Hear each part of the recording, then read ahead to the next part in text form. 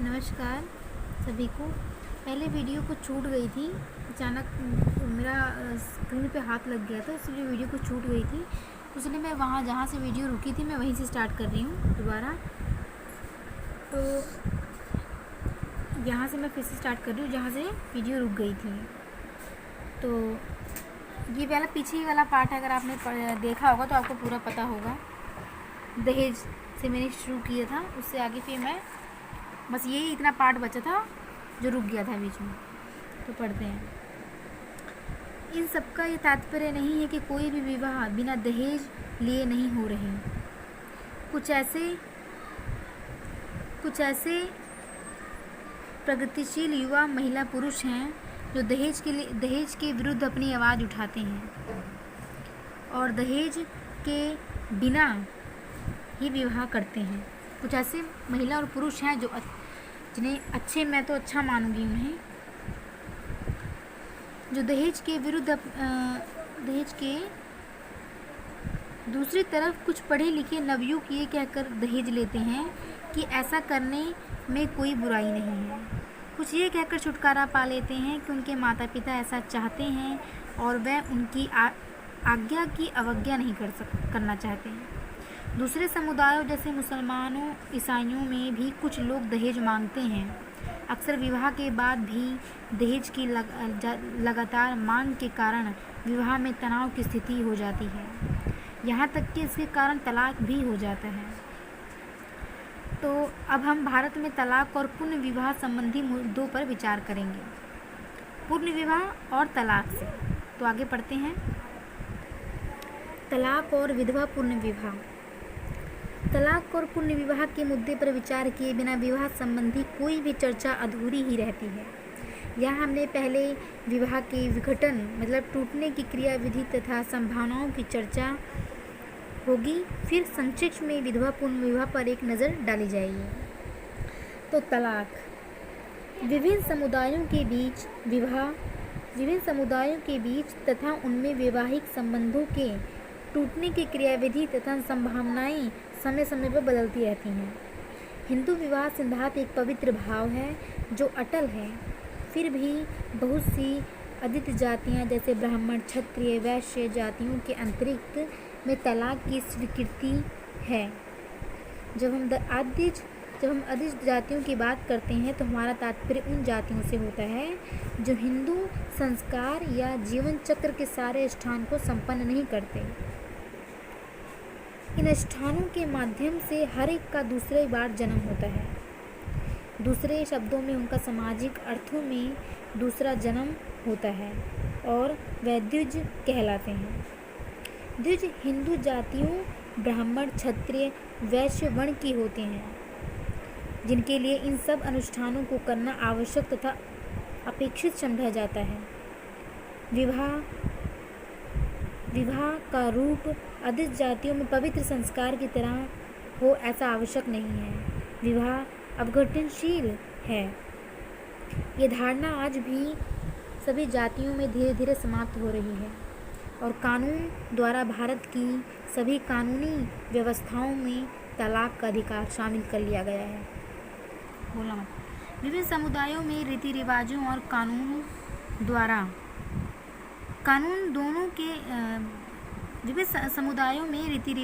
कानून दोनों के द्वारा तलाक के आधार को स्पष्ट रूप से बता दिया गया है।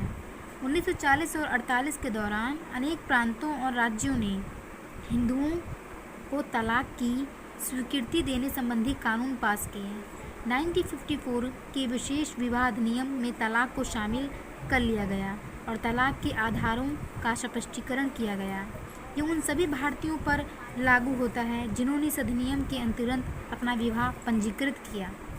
इस अधिनियम की सीमा में आने वाले स्त्री पुरुष के तलाक से संबंधित आधारों तथा उनके व्यापक क्षेत्र की शामिल कर लेने के लिए 1955 से ही और 1955 के हिंदू विवाह अधिनियम में अनेक बार संशोधन हुए।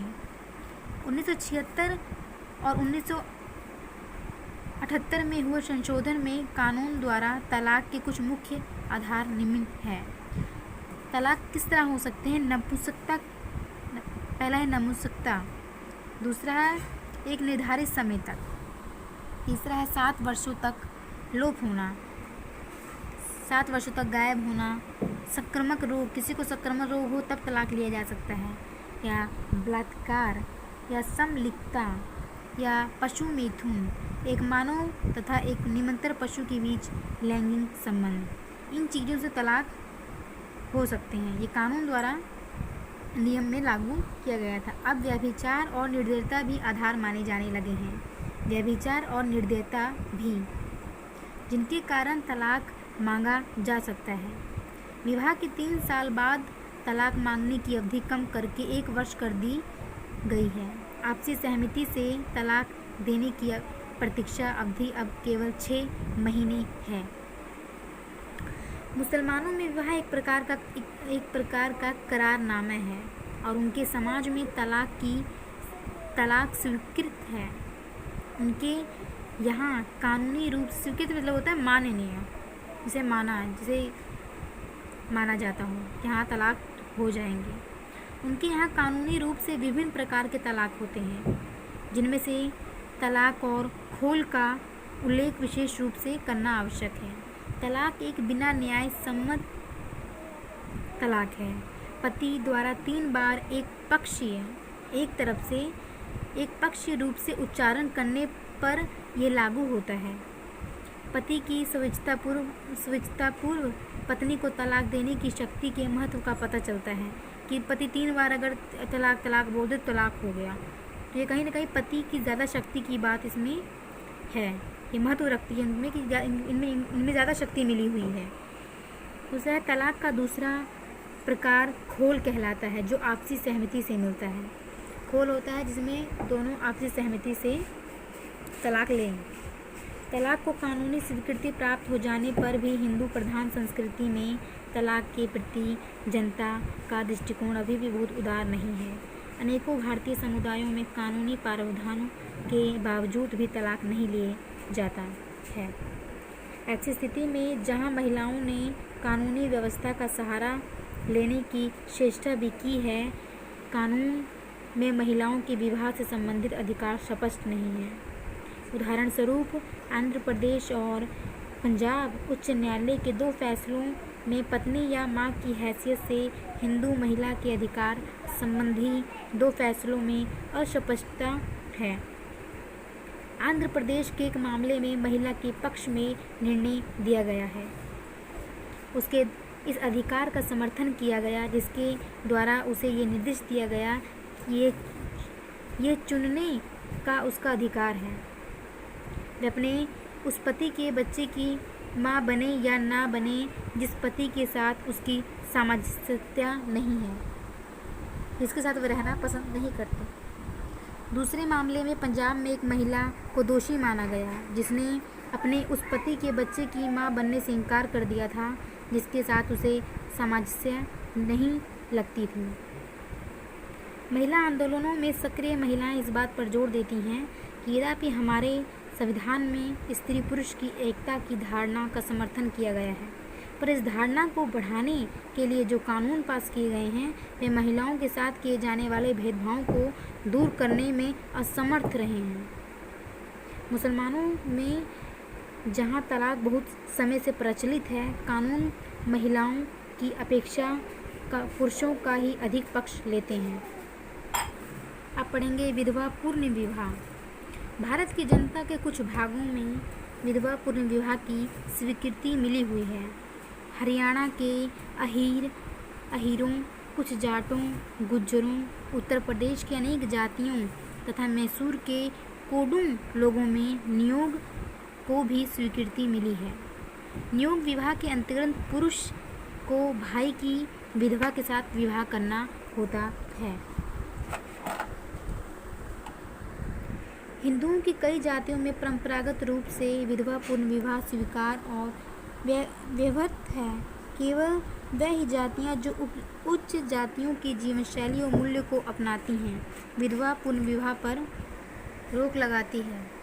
मुसलमानों, ईसाइयों और पारसियों में विधवा पूर्ण विवाह की अनुमति है। जैनों में स्थानीय तथा जातिगत नियम इस विषय का निर्णय करते हैं। साधारणतः सारे भारत में विधुर को पूर्ण विवाह का अधिकार है। विधुर मतलब होता है जिनकी पत्नी खत्म हो चुकी हो। 1971 की जनगणना से पता चलता है कि भारत में 2 करोड़ 30 लाख विधवाएं और 80 लाख विधुर हैं। कितनी बड़ी संख्या है विधवाओं की और कितनी कम संख्या है विधुरों की। 1991 में वृद्धों 60 प्लस आयु के में से 60.7% विधवाएँ थीं और 19% विधुर। मतलब विधवाओं की संख्या ज़्यादा थी और पुरुषों की कम। अक्सर ऐसा कहा जाता है कि विधवा पुनर्विवाह की समस्या केवल समाज के कुछ लोगों तक ही सीमित है, क्योंकि केवल उच्च जाति के लोग ही विधवा पुनर्विवाह पर कठोर नियंत्रण लगाते हैं। यही नहीं, प्राचीन काल में कुछ ब्राह्मण जाति राजसी परिवारों में विधवा से सती होने या पति के साथ जीवित जलने की अपेक्षा की जाती थी। मतलब कि जीवित जले, ये कहा जाता था। सती प्रथा में विधवा अपने पति की चिता पर आत्म बलि दे देती थी। जो महिलाएं अपने पति के प्रति समर्पण का भाव प्रदर्शित करने हेतु अपने जीवन का अंत करती हैं, उनके प्रति लोग विशेष भक्ति तथा आदर भाव दिखाते हैं। 19वीं शताब्दी में ही विद्यासागर जैसे समाज सुधारकों ने सती प्रथा और विधवाओं के शोषण के खिलाफ आवाज़ उठाई। अगर आज ये सब नहीं होते तो कहाँ होती महिलाओं की स्थिति। कितनी सोचने वाली बात है।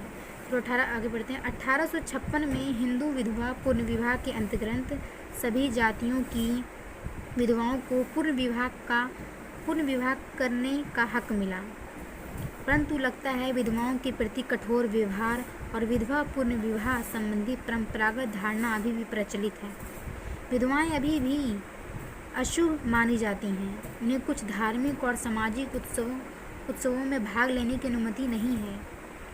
यह सुनकर जी दहल जाता है कि अभी भी विधवाओं को उनकी पतियों की चिता पर जिंदा जला दिया जाता है, और कुछ लोग ऐसे भी हैं जो इस कार्य को महिमा प्रदान करते हैं। विधवा को जलाए जाने या सती होने से बचाने के लिए 1987 की घटना के फलस्वरूप एक अधिनियम पास किया गया। राजस्थान के देवराला गांव की एक पढ़ी लिखी नई युवती रूप कंवर को अपने पति की चिता पर जला दिए जाने की प्रतिक्रिया और राष्ट्रीय मांग के परिणाम स्वरूप संसद में यह बिल पास किया गया। इस अधिनियम का नाम सती का आयोग पत्र अधिनियम 1987 था। यह है। अब यहाँ से हमारा पूरा चैप्टर ख़त्म हो चुका है। इसके बाद हम आगे पढ़ेंगे।